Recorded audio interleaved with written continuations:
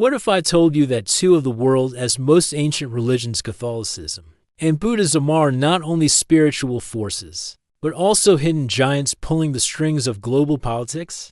Imagine this: the Pope sneezes in Rome, and European stock markets tremble. Meanwhile, halfway across the globe, the Dalai Lama makes a quiet remark in exile, and world leaders freeze, unsure whether to embrace him or fear China's wrath. Religion here isn't just belief, it's political dynamite.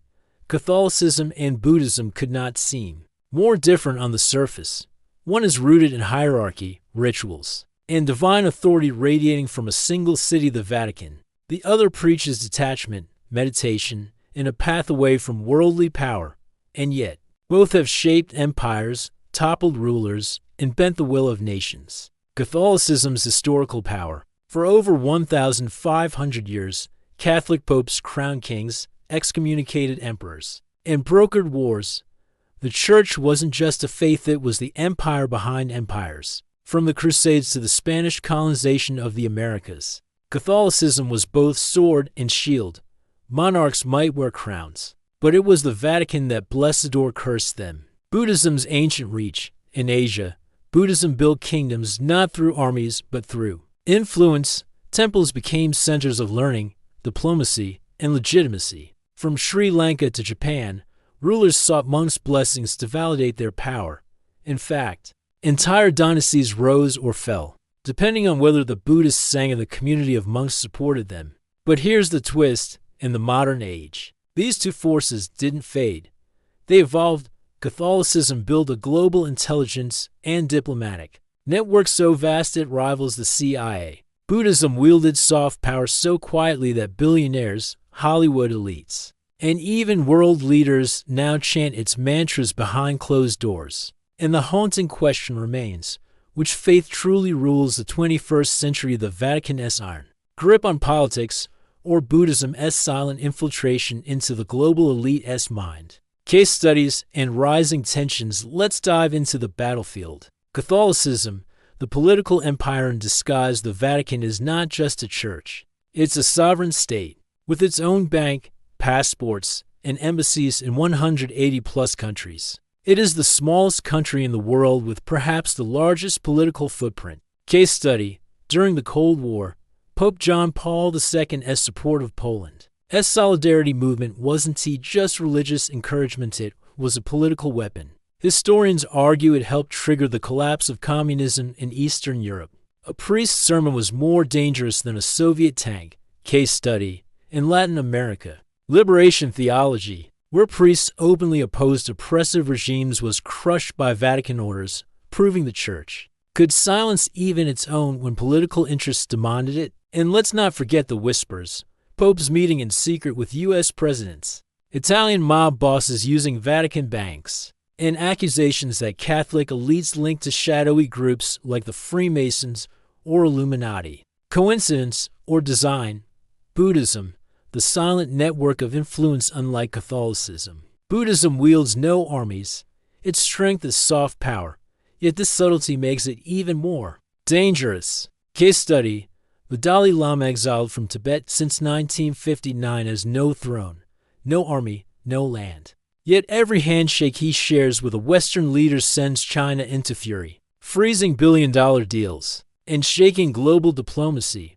That is influence. Case study: in Sri Lanka, Buddhist monks didn't just chant, they actively shaped nationalist movements, pushing governments toward civil war. A religion of peace or a tool for power? Case study: in Thailand and Myanmar, monks have been both symbols of resistance and weapons of oppression, sometimes blessing military juntas or inciting violence against minorities. The saffron robe is not always innocent. Beyond Asia, Buddhism is now the darling of Western elites. From Silicon Valley CEOs meditating before product launches to Hollywood actors preaching mindfulness, Buddhism has infiltrated boardrooms, universities, and even government think tanks. Its ideas seep into economic policies and artificial intelligence ethics without anyone even realizing it. So here we are. One faith commands presidents with official embassies, while the other whispers into billionaires' minds through meditation apps. But which is truly more powerful? Legacy and the unanswered question on one hand, the Vatican's immediate authority remains unmatched. When the Pope speaks, Catholic politicians listen. During elections, bishops shape voter blocs. Behind closed doors, Vatican envoys negotiate peace treaties, broker arms deals, or lobby against progressive laws. The Church is both watchdog and puppeteer. On the other hand, Buddhism plays the long game. It doesn't shout, it seeps. It doesn't command, it persuades. And perhaps most dangerously, it doesn't need centralized leadership, monks, teachers, gurus. Even pop culture icons spread its influence without borders. In a world obsessed with mental health, spirituality, and higher consciousness, Buddhism positions itself not as an old religion, but as the future operating system for the global elite's mind, the dark legacy. Catholicism has blood on its hands, crusades, inquisitions, and centuries of collusion with political power. Yet, it remains untouchable. Its influence still bends nations. Buddhism, often portrayed as pure peace, also has skeletons in its closet, complicity in wars, fueling nationalism, and manipulating governments. Its calm mask hides sharp teeth. But here's the nightmare scenario. What if these two forces are not rivals, but allies? Imagine Catholic cardinals and Buddhist monks sitting together in quiet chambers, plotting a global order. One wields wealth, networks, and diplomacy. The other controls hearts, minds, and cultural narratives. If that day has already come, then humanity may not be led by presidents or parliaments at all, but by robes, crosses, and prayer beads. So, I'll ask you a question. Between the Pope in Rome and the monk in Tibet, who really holds the power to shape our future? Comment your thoughts below, because this debate may never end. And if you think this was dark, trust me, the next chapter is even darker. Shadows behind the throne. If you think religion's influence on politics ended in the Middle Ages, think again. Even in the 21st century, we see shadows of Catholicism and Buddhism lurking behind some of the world's biggest crises. Catholicism, the financial and political web. The Vatican Bank has long been accused of being a hub of secret transactions, some tied to organized crime and covert political funding. In the 1980s, the collapse of Banco Ambrosiano linked the Vatican to mafia, money laundering, and even the mysterious death of banker Roberto Calvi, found hanging under Blackfriars Bridge in London. Coincidence? Or a warning from powerful forces who didn't want the truth revealed? At the same time, Catholic cardinals hold immense sway in the U.S., Latin America, and Africa. During elections, the Catholic vote is considered a decisive bloc. Politicians visit churches not out of faith, but out of necessity. One whisper from a bishop can swing millions of votes. Buddhism, the quiet grip of influence. Meanwhile, Buddhism's fingerprints are everywhere, though harder to see. In Myanmar, extremist monks like Ashenwarathu mobilized mobs, leading to violence against minorities. Here we see how teachings of peace can be twisted into weapons of nationalism. In the West, Buddhism hides in plain sight. Meditation apps, yoga studios, mindfulness retreats for CEOs. These are not just wellness trends, but pipelines of influence. When billionaires and politicians start shaping policies inspired by Buddhist philosophy, it raises the question, is this cultural enrichment toward subtle indoctrination? When faith meets secret societies. Now here is the unsettling overlap. Both Catholicism and Buddhism have adherents deeply tied to secret societies and political power networks. Catholic elites rumored to mingle in Masonic lodges, Bilderberg meetings, and even clandestine Vatican councils. Buddhist leaders, courted by Silicon Valley, Hollywood, and even intelligence agencies, find their ideas flowing into AI ethics, global mental health programs, and climate change policies. It is not far-fetched to imagine that the robes of monks and the cassocks of cardinals may be stitched into the same fabric of global control. So here's the question you weren't supposed to ask. Are Catholicism and Buddhism really competing faiths? Or are they the hands of the same hidden body controlling politics, economics, and even culture? One thrives on hierarchy and obedience, the other on subtle persuasion. Together, they form the perfect machine, control over both the external world, and the internal mind. If this is true, then democracy, free markets, and even global diplomacy may just be illusion shadows on the wall of a temple where prayers and chants decide the fate of nations. This is not just about faith. This is about power. Power to move armies without firing a shot. Power to crash economies without lifting a sword. Power to decide the fate of humanity while the rest of us watch in silence. So I'll leave you with this chilling thought. Do you really believe your leaders run the world? Or are they just disciples in robes, obeying ancient altars? Comment below, because the truth may be darker than any of us can accept. The deeper you dig into history, the clearer one truth becomes: politics without religion is an illusion.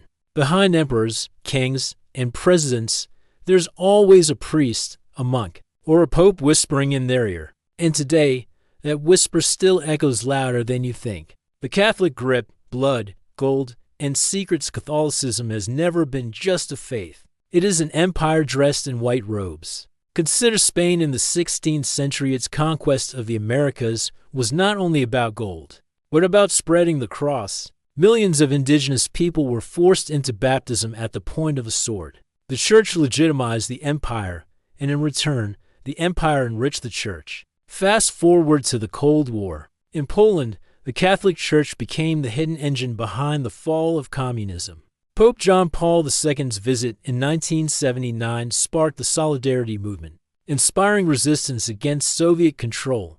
This was no accident. One man's blessing triggered a political earthquake, but beneath the sanctity lies shadows. The Vatican's archives, 85 kilometers of forbidden shelves, are said to hold letters between popes and Mussolini, and even files tied to Nazi war criminals smuggled to South America. Religion here is not the servant of politics, it is the puppeteer.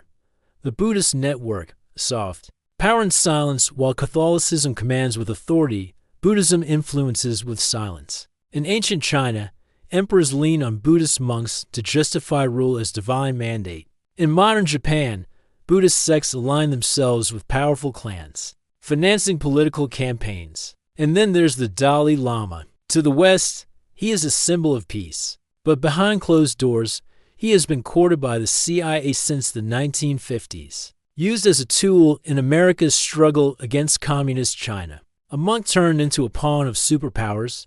Meanwhile, in Southeast Asia, Buddhist monks have become political firebrands. In Thailand, protests led by saffron-robed leaders shaped revolutions. In Sri Lanka, Buddhist nationalism fueled decades of bloody civil war. And in Myanmar, the words of a single monk unleashed genocidal violence. Buddhism does not raise armies, it raises minds. And when enough minds are bent, nations follow. Case study: when faith topples kings, history offers terrifying examples of religion's silent coup. In 1804, Haiti's revolutionaries invoked Catholic saints and voodoo rituals before defeating Napoleon's forces. A hybrid faith broke an empire. In 1979, Iran proved another point: when spiritual leaders call, entire governments collapse. While this was Islam, it showed the universal truth: faith controls more than weapons ever could. In today's China, underground Catholic churches and state-controlled Buddhist temples are both pawns in a greater chess game, each one either resisting or serving the party's iron grip. The battlefield is no longer land or sea, it is belief. Whoever controls the human soul controls the world. The silent war, Catholicism versus Buddhism. So here we stand, the giants in robes, circling one another. Catholicism, with its fortress of Vatican marble and its networks of banks, politicians, and cardinals. Buddhism, with its quiet empire of meditation halls, celebrity endorsements, and influence on the world's elite. One thrives on obedience, the other on subtle persuasion. One builds walls of doctrine, the other dissolves boundaries with ideas. Yet both reach the same destination: power. And here's the darkest twist: maybe they are not rivals at all. Maybe they are two sides of a coin, dividing influence across the world to ensure no corner of humanity escapes the grasp of faith, the illusion of freedom. Think about it. When presidents consult spiritual advisors before declaring war, when billionaires sit in silence at Buddhist retreats before launching tech revolutions, When elections are swayed not by policies, but by sermons, do we really have freedom, or are we living inside an invisible cathedral, where every law, every economy, every war is just a ritual masked as politics? The illusion of democracy may be nothing more than the shadow of a monk's chant, or a cardinal's blessing. The forbidden question, so here is the forbidden question. Who truly rules the world? Presidents, parliaments, and kings? Or the ancient altars that still demand obedience, sacrifice, and silence? The Catholic cross and the Buddhist lotus may not just be symbols of faith. They may be the thrones of power shaping every breath of your life. If that terrifies you, it should. But the story doesn't end here, because the deeper we go, the more we uncover how faith and politics bleed together, sometimes literally. So tell me, do you still believe in free will, or are we all just disciples in a game played by shadows? Comment below with your thoughts, and don't forget subscribe, because in the next story, we will pull back the curtain even further, and what we find may change how you see the world forever.